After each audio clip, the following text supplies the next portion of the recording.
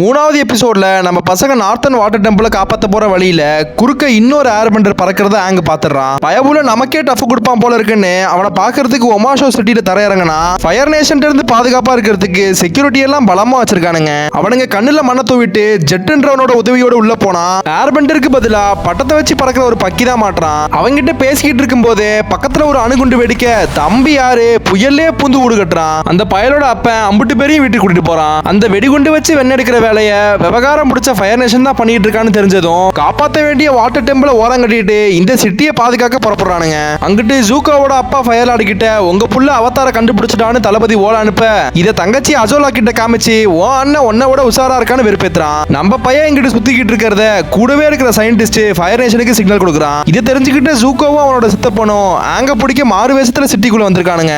நம்ம சயின்டிஸ்ட் தான் சைட்ல இப்படி ஒரு வேலை பார்த்துக்கிட்டு இருக்கான்னு தெரிஞ்சு கட்டாரா கத்துறதுக்குள்ள ஜெட்டு கையை பிடிச்சு செத்த எருமா மச்சான் பாத்துக்கிறேன்னு ஃபயர் பெண்டரை ஃபாலோ பண்ணி பின்னாடியே போய் இவன் கூட்டத்தை வச்சு கதையை முடிச்சிடறான். இவன் ஒரு கேடு கட்டவனு தெரியாம சொக்கனும் சயின்டிஸ்டுக்கு ஹெல்ப் பண்ணிட்டு இருக்க வெடிகுண்டு வச்சவனை கண்டுபிடிக்கிறதுக்கு ஆங்கும் டியோனும் போறானுங்க.